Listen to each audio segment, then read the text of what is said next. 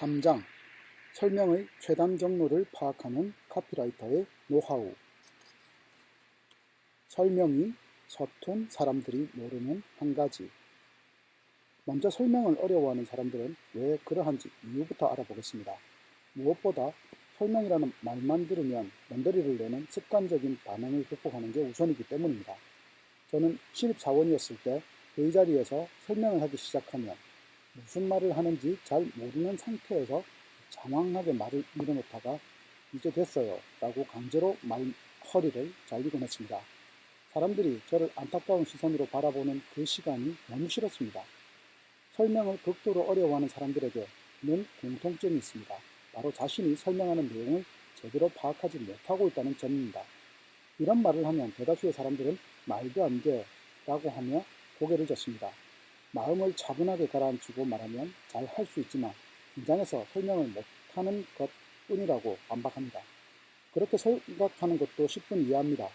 저 역시 처음에는 설명을 잘 하지 못하는 이유가 긴장을 한 탓이라고 생각했습니다. 하지만 사실은 그렇지 않았습니다. 설명이 서투른 사람은 대체로 설명에 대한 내용을 파악하지 못하고 있는 경우가 많습니다. 예컨대 직원 A가 상사에게 프로젝트의 진행 사항을 보고해야 한다고 합시다. 상사 앞에 서서 프로젝트에 대해 말씀드리자면 이라고 이럴 때입니다. 그렇지만 생각과는 달리 제대로 설명할 수가 없습니다.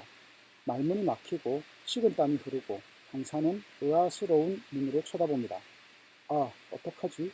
하며 속이 타들어가지만 이미 돌이킬 수 없습니다. 프로젝트 보고는 말은 간단해도 아래와 같은 여러 요소로 구성되어 있습니다. 프로젝트에 관한 회사 내의 상황, 프로젝트에 관해서 현재 다른 부서가 의뢰한 것, 상사가 파악해 두어야 할 점, 외부 업체에 의뢰해둔 일의 진행 상황, 그리고 마지막으로 상사가 참석하지 않은 미팅에서 합의된 점. 그런데 A는 프로젝트 보고를 한다는 설명의 큰 틀은 알고 있어도 그 안에 무수히 많은 설명의 구성 요소를 파악하고 있지 못했던 것입니다. 1번에서 5번 가운데 무엇을 설명하고 무엇을 생각해야 하는지 정리하지 못한 것이죠. 수없이 많은 설명의 구성 요소에서 무엇과 무엇을 연결하면 상대를 이해시킬 수 있는지 모르는 것입니다. 길을 찾아가는 모습을 상상해 보세요. 목적지를 알고 있어도 거기까지 가는 경로를 모르면 목적지에 도착할 수 없습니다. A는 경로를 모른 채 걷기 시작해 지금 어디쯤 와 있는지 몰라 우왕좌왕 하고 있는 격입니다. 즉 설명을 하다 길을 잃고 멈춰버린 상태입니다. 설명이 길어지는 원인. 이야기가 길어지는 이유도 이와 같습니다. 말을 장황하게 늘어놓는 사람은 자신이 설명하는 내용을 제대로 파악하지 못하고 있을 때가 많습니다. 그때 떠오르는 대로 설명을 하니 결론에 도달하지 못하는 것입니다. 이야기가 길고 좀처럼 끝나지 않는 유형은 우선 목적지를 향해서 걷기 시작합니다. 그런데 목적지까지 가는 길이 전혀 보이지 않기 때문에 몇 번이고 같은 길을 지나갑니다.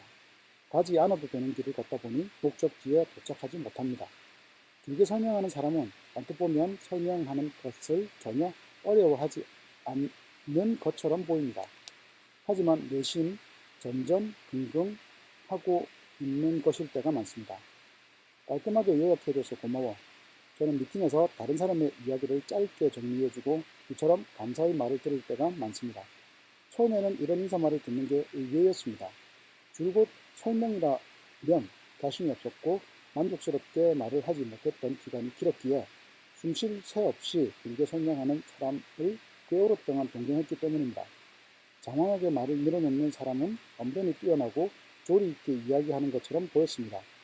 그런데 간결한 설명이 중요해지면서 아무래도 이건 바람직한 모습이 아닌 것 같다는 생각을 갖게 되었습니다. 길게 이야기하는 데는 자신 있지만 짧게 정리할 수는 없는 사람도 의외로 많았습니다. 설명하는 내용을 제대로 파악하지 못하고 있으면 어떻게 매듭을 지어야 할지 모르기 때문에 말을 계속 이어지게 됩니다. 설명할 내용을 잘게 쪼개면 설명의 경로가 보인다. 그럼 설명하고자 하는 내용을 훤히 꿰뚫으려면 어떻게 하는 게 좋을까요? 말할 내용을 분해하면 문제를 해결할 수 있습니다. 업무 노하우 중에 규모가 큰 일은 작게 분해하라 라는 방법이 있습니다. 낱낱이 나누어 놓지 않으면 무엇부터 해야 할지 몰라서 엄두가 나지 않는 법입니다. 가령 시장 조사 자료를 정리하는 업무라면 조사할 항목을 정리한 다음 자료를 찾고 보고할 내용을 정리한 후 보고서를 작성하면 됩니다. 이렇게 업무를 잘게 나누어 해야 할 일을 편히 꿰게 되면 일을 한결 효율적으로 할 수 있습니다. 분해한다는 것은 바꾸어 말하면 길을 알게 되는 것입니다. 예를 들어 서울에서 인천까지 가는 경우를 생각해 보겠습니다. 지도 앱에서 전국 지도를 선택하면 어떻게 인천에 가야 하는지 알 수 없습니다. 하지만 수도권으로 지도를 확대하여 도로가 눈에 들어오면 실제 어디를 거쳐야 하는지를 알게 되고 인천까지 가는 길도 파악할 수 있습니다. 설명도 이와 같습니다. 설명하는 내용을 막연하게 뭉뚱그려 생각하면 구체적으로 무엇을 설명하면 좋을지 잘 모를 수밖에 없습니다. 이런 상태에서는 설명하는 일 자체가 두렵습니다. 조심조심 설명을 하기 시작해도 뭘 말하고 있는지 모르거나 말하는 도중에 오도가도 못하게 됩니다. 우선 전체 설명을 세세한 설명들의 합이라고 인식하고 설명하는 내용을 분해해 보세요. 설명을 잘게 나누다 보면 언급해야 하는 요소, 곧 상대의 고개를 끄덕거리게 할 수 있는 경로가 눈에 들어옵니다. 이렇게 설명의 경로가 보이면 전달력이 크게 높아집니다. 구성요소, 가시화하기. 제가 처음 설명의 법칙을 깨닫게 된 것은 카피라이터로서 하고 있는 일을 설명할 때 활용하면 좋지 않을까라고 불현듯 생각했기 때문입니다. 이 기술은 앞에서 한번 소개한 적이 있는데요. 머릿속에 떠오른 생각을 전부 꺼내놓고 가시화하는 습관을 말합니다. 카피라이터로서 제가 평소에 하고 있는 일은 단순합니다.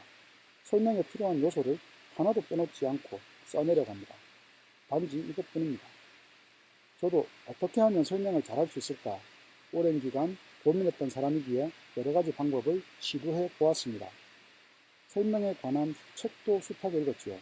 책에 소개되어 있는 복잡한 설명법을 읽다 보면 책 장을 넘길 때는 고개를 끄덕이게 됩니다. 하지만 나중에 알려준 틀을 따라 해보려고 하면 오래 지속하기가 어려웠습니다.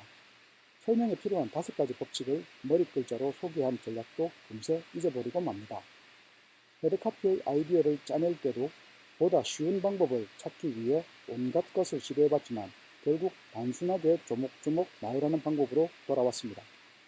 복잡한 방법은 습관이 되기 어렵습니다. 그래서 저는 설명에 사용하는 기술도 단순히 나열하는 방법을 활용한 구성요소 가시화하기로 결정했습니다. 노트든 스마트폰이든 컴퓨터든 상관없습니다. 오히려 어디에 쓰는지 구애받지 않는 편이 좋습니다. 쓰는 방법도 딱히 정해져 있지 않고요. 설명이 요구되는 상황은 무척 다양하기 때문입니다. 컴퓨터를 사용할 수 있는 경우도 있으며 메모지에 빠르게 써야 하는 때도 있습니다. 다만 형식은 되도록 단순한 편이 좋습니다. 설명의 구성요소 가시화하기는 설명의 지도를 그리는 작업과 같습니다. 우선 설명을 편히 꿰기 위해 어떤 요소가 필요한지 생각나는 대로 적습니다. 그러면 설명으로 가는 길이 눈에 들어옵니다. 바켓 사고로 설명에 필요한 요소만 고르는 법. 설명의 구성 요소를 샅샅이 꺼내놓고 난 뒤에는 고르는 작업을 합니다. 단순하게 나열해놓기만 하면 모든 경로를 소개한 상태에 불과합니다. 인천에서 서울로 갈 때도 전철을 타고 가는 방법, 자동차를 몰고 가는 방법 등이 있습니다. 전철을 타고 간다면 어떤 노선을 사용하고 어디에서 갈아타는지에 따라 가는 방법이 여러 가지입니다. 일단 설명에 필요한 것 같은 요소를 모조리 써서 가시화하면 설명의 지도가 준비됩니다. 거기에서 필요한 내용만 골라내면 한마디로 상대를 이해시킬 수 있는 설명의 최단 경로가 완성됩니다. 그러면 무작위로 써놓은 설명의 요소 중에서 무엇을 기준으로 내용을 골라내면 좋을까요? 이때 파켓 사고를 사용하면 좋습니다. 이를테면 상사에게 새로운 프로젝트를 제안한다고 생각해 봅시다. 프로젝트의 의의를 우선하는 상사라면 사회적 의의부터 설명하는 편이 바람직합니다. 수치를 중요하게 생각하는 상사라면 프로젝트와 관련된 시장 규모부터 보고하는 편이 좋습니다. 상대에 따라 설명의 구성 요소를 다르게 하는 것입니다. 설명의 요소를 모두 꺼내놓고 필요한 내용을 선택하는 단계를 밟아 나가면 어느새 상대의 머릿속에 메시지를 가장 빨리 전달할 수 있는 기반이 만들어집니다. 단순한 방법이지만 상사의 입장에서는 한결하고 정확한 보고만큼 고마운 것도 없습니다. 높은 자리에 있을수록 여러 가지 안건을 동시에 진행하기 때문에 이 사람의 설명은 짧고 알기 쉽다라는 인상을 주면 좋은 평가를 받을 수 있습니다. 과시화, 선택, 조합으로 설명의 최단 경로 찾기. 좀 더 구체적으로 설명의 구성요소 가시화하기를 활용하는 법을 알아보겠습니다. 가령 5분 뒤에 자기소개를 해야 하는 상황이라고 합시다. 이럴 때는 먼저 3분 정도 자기소개의 구성요소를 씁니다. 여기에서는 제조회사 영업부서에 근무하는 A를 예로 들어 내용을 작성해 보겠습니다. 제조회사에서 일하고 있다. 입사한 지 3년 되었다. 영업부서에서 근무한다. 최근 자녀의 신입사원상을 받았다. 취미는 다트, 대학은 이공계, 고향은 구마모토. 좋아하는 음식은 말고기, 회. 만약 사내 연주에서 하는 자기소개라면 앞에 조목조목 나열해 놓은 요소 중에서 같은 회사 사람을 타겟으로 설정하고 필요한 내용을 선택해서 발표하면 됩니다. 입사 3년 차며 영업을 담당하는 A라고 합니다. 작년에 자녀의 신입사원상을 받았습니다. 이공계 전공이라 논리적인 능력에는 자신 있습니다. 잘 부탁드립니다. 다트가 취미고 말고기 회를 좋아하는 것은 회사에서 발표하는 자기소개에서는 그리 중요하지 않습니다. 또한 같은 회사에서 일하는 사람들이 대상이기 때문에 당연히 자신의 직장을 소개할 필요도 없습니다. 자기소개를 하면서 불필요한 내용을 늘어놓으면 상대방이 지루해할 수 있습니다. 이야기의 내용도 산만해지기 쉽고요. 회사 밖 모임에서 자기소개를 하는 경우는 어떨까요? 이번에는 아래와 같이 내용을 조합해 보았습니다. A입니다. 제조회사에서 영업을 하고 있습니다. 구마모토 현이 고향이며 그렇기 때문에 말고기 회를 무척 좋아합니다. 컴퓨터에 대해서는 훤히 꿰고 있습니다. 혹시 오류가 생기면 언제라도 연락주세요. 이와 같이 회사에서 소개할 때와는 전혀 다른 내용을 전달할 수 있습니다. 일단 설명의 내용을 나열해서 가시화하면 상황에 따라 다르게 구성해 사용할 수 있습니다. 최단 경로로 설명하는 방법은 단순합니다. 구성 요소를 모조리 가시화한다. 듣는 사람이나 상황에 맞춰 말하는 내용을 선택한다. 선택한 말을 조합한다. 특히 중요한 것은 첫 번째 단계입니다. 암기할 때도 실제 쓰면서 외우는 편이 기억하기 쉽듯이 설명의 구성 요소도 일단 써놓으면 사용하기 쉬워집니다. 구성 요소를 나열해서 뽑아내는 방법은 매우 편리하기 때문에 기본적으로 저는 모든 설명의 구성 요소 가시화하기를 활용합니다. 140자 트위터든 30분 프레젠테이션이든 1만 자가 넘는 글이 된 방법은 같습니다. 이를테면 불과 140자라고 해도 한 문장 20자로 구성하면 7개의 내용을 다룰 수 있습니다.